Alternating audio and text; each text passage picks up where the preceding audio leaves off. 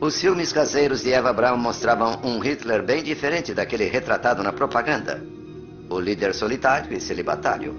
Acho que fazia parte da imagem dele, uma imagem bem calculada. Era a ideia de que ele era casado com a Alemanha, que a Alemanha estava em sua alma e não poderia haver nenhuma distração. Os filmes de Eva Braun nunca foram feitos para ser vistos fora do Berghof, o retiro de Hitler nos Alpes, acima da cidade bavariana de Berchtesgaden.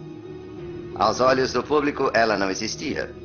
Foi somente após o casamento e suicídio dos dois no abrigo de Berlim que Eva Braun se tornou conhecida. Ela foi uma das muitas jovens que tentaram suicídio depois de sucumbirem aos encantos de Hitler. Maria Reiter tinha 16 anos. Seu cunhado a salvou por pouco do suicídio quando Hitler a desprezou. Geli Raubal era sobrinha de Hitler. Tinha apenas 23 anos quando se matou no apartamento dele. Unity Mitford foi a aristocrata inglesa apaixonada por Hitler que atirou em si mesma aos 25 anos. De acordo com Hitler, não há nada melhor do que treinar uma coisinha tão jovem, tão maleável quanto a cera. Você vê filmagens de mulheres chorando e gemendo de paixão por ele.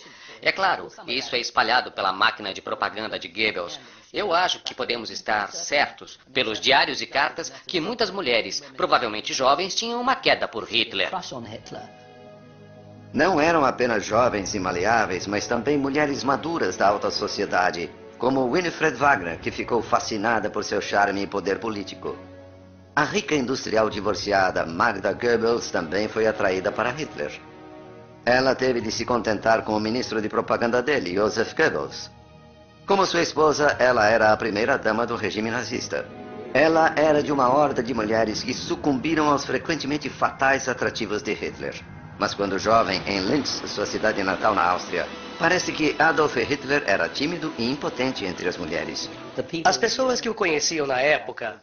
Havia um homem chamado August Kubitschek, que escreveu suas memórias e descreve Hitler como um tipo muito acanhado na companhia das garotas. Ele não tinha nenhuma namorada no começo da vida, não há menção alguma a nenhuma garota.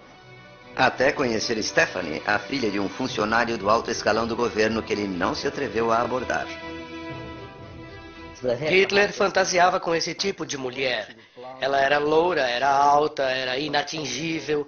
Ele a viu do outro lado do parque. Aparentemente escreveu poemas para ela. Ele também escreveu uma carta de amor, mas nunca a assinou.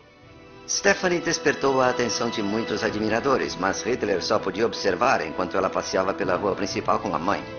Ele guardou sua admiração para si mesmo, até bem mais tarde, quando a filha do funcionário recebeu uma carta misteriosa. Eu recebi uma carta anônima, onde ele me contava que estava para entrar para a Academia de Artes de Viena, mas que voltaria depois a Linz para se casar comigo. Hitler não conseguiu entrar para a Academia de Artes de Viena. Stephanie se casou com outra pessoa. Um infame curso da história retomou seu caminho fatal. Em agosto de 1914, uma espécie de euforia de guerra envolveu uma geração de jovens alemães e um voluntário austríaco de 25 anos, Adolf Hitler. Ele entrou para a reserva do regimento de infantaria e foi mandado para a frente ocidental. Sua unidade sofreu baixas devastadoras. Como mensageiro, o cabo Hitler foi poupado dos horrores do combate nas trincheiras, mas foi condecorado com a Cruz de Ferro por bravura, algo que ele exibiria mais tarde em seu casaco de ditador. Os diários de seu regimento ainda existem nos arquivos estaduais da Bavária. Eles dizem que Hitler foi lotado na pequena cidade de Furnes, no norte da França, na primavera de 1916. Décadas mais tarde, uma mulher francesa alegou tê-lo conhecido naquela mesma cidade.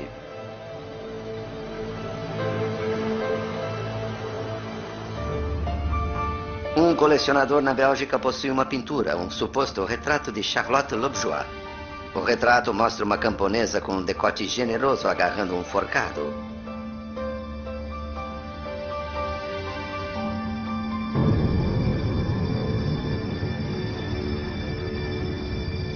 Está assinado Adolf Hitler, 1916. Mas ninguém provou que ele realmente o pintou.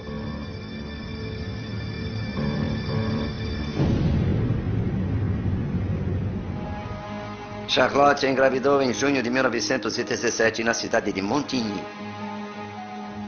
De acordo com os diários de guerra do regimento de Hitler, ele também esteve em Montigny na mesma época. O filho de Charlotte, Jean-Marie, nasceu em 25 de março de 1918. Ele estava convencido de que era filho de Adolf Hitler. Perguntei ao homem quem era o pai dele. Ele respondeu: Adolf Hitler é o meu pai. Senhor Loret, quem era o seu pai? Meu pai é Adolf Hitler. Mas não havia evidências para provar esta afirmação extraordinária. Jean-Marie tentou desesperadamente achar essas evidências, contratando especialistas para comparar olhos, escrita e tipagem sanguínea, mas os resultados foram inconclusivos. Ele morreu em 1985, incapaz de provar aquilo em que acreditava firmemente, que era filho de Adolf Hitler. Talvez a mais forte evidência contra as alegações de Jean-Marie viessem dos ex-companheiros de Hitler. Eles insinuaram que o cabo Hitler simplesmente não se interessava em sexo com garotas estrangeiras. Todos os seus companheiros dizem que ele era um homem muito sério e chato. Ele só tinha 26 anos, mas era chamado de tio Adolf. E levava consigo um pequeno cão. E eles diziam coisas para ele como, vamos a um bordel? E ele respondia, não, não sujem o seu sangue. E ficava insistindo nisso. E era bastante contrário à ideia. Sem uma amostra de DNA definitiva do túmulo de Jean-Marie, o mistério do suposto descendente de Hitler continua sem solução. Após servir na Primeira Guerra Mundial, Hitler ressurgiu para lutar outra batalha. Ele prometeu restaurar o orgulho e a prosperidade em meio ao turbilhão econômico e social que se seguiu à humilhante derrota alemã. Seus discursos ferozes, cheios de retórica nacionalista e antissemita, comoveram muitos alemães. O demagogo local foi eventualmente elevado ao estágio de político nacional. Ele era um visitante regular da idílica cidade balneário bavariana de Berchtesgaden. Durante um passeio nos Alpes em setembro de 1926, ele conheceu Maria, de 16 anos, ou Missy Reiter. Hitler ficou extasiado. Ela não se impressionou.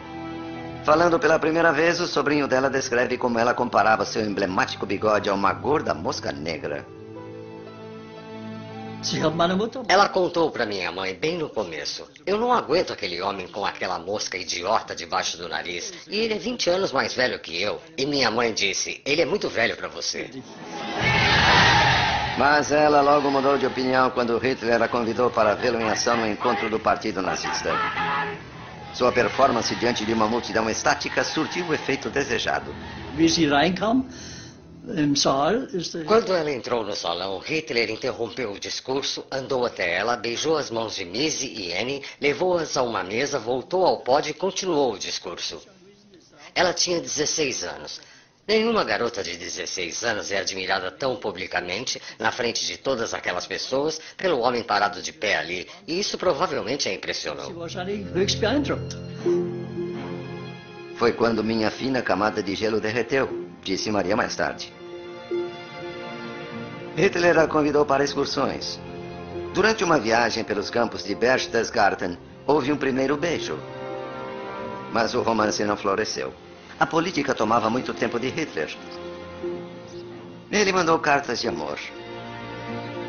Minha querida criança, como me alegro quando meu amor me escreve. Você não faz ideia de como uma carta me deixa feliz, permitindo que sua querida voz fale comigo. Criança, você realmente não sabe o que é para mim e o quanto eu a amo, do seu Lobo.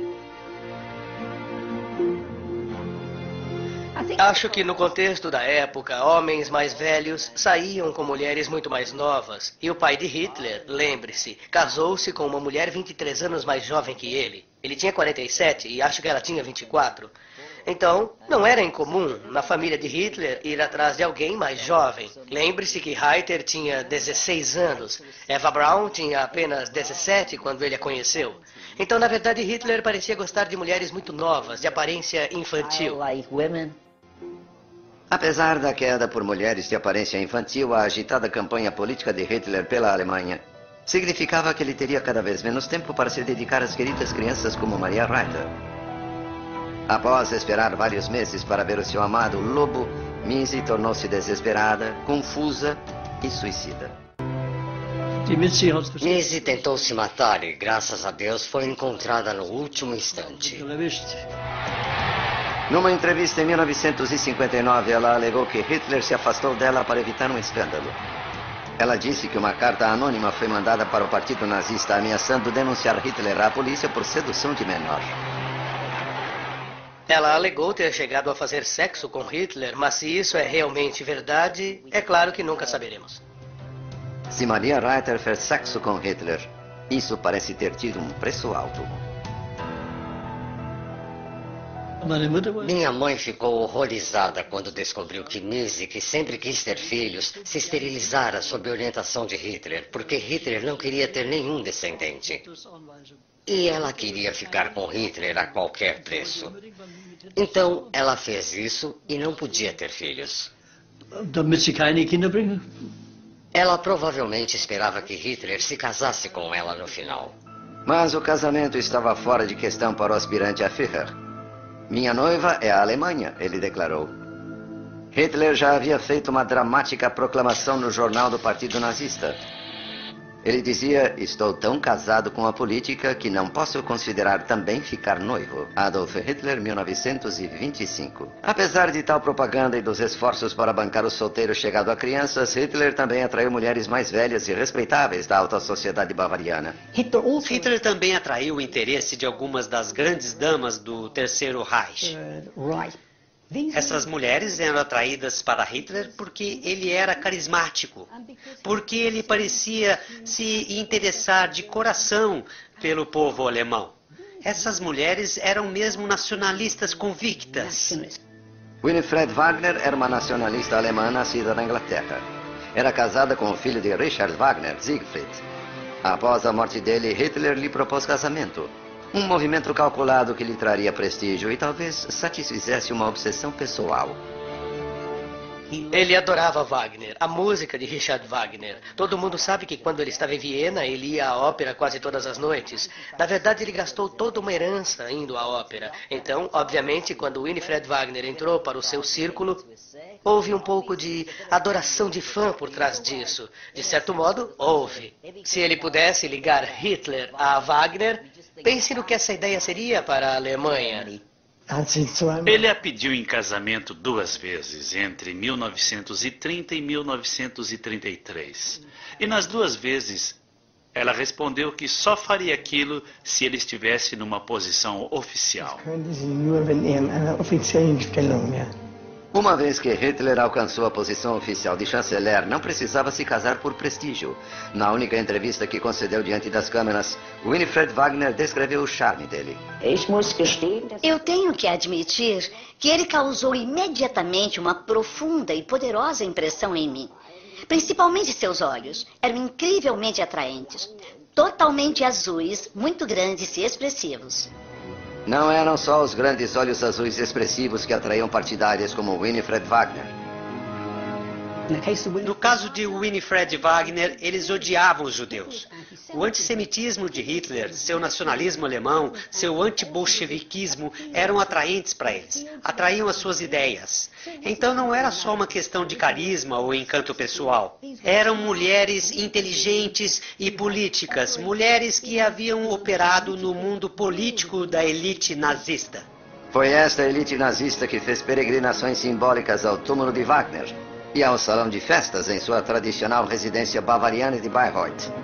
Um lugar que veio a representar os ideais nazistas da superioridade da cultura germânica e de uma raça dominante alemã.